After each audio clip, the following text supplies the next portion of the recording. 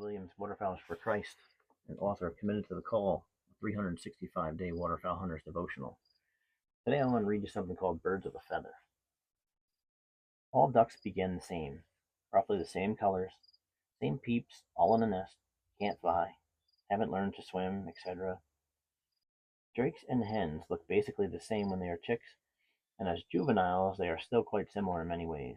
Then, drastic and dramatic change.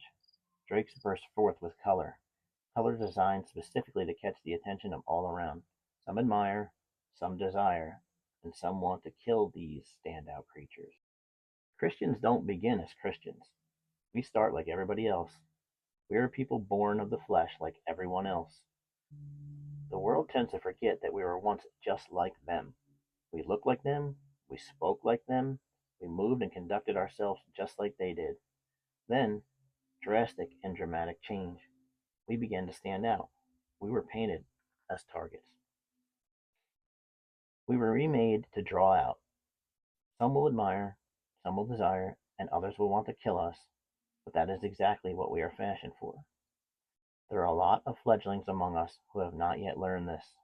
Others seem to have forgotten, and maybe a few try to deny it, but it's who we are and why we are here. Once birds of a feather with others in this world, we can now no longer flock together with them. The scriptures from Ephesians 5, verses 7 through 8. Therefore do not be partakers with them.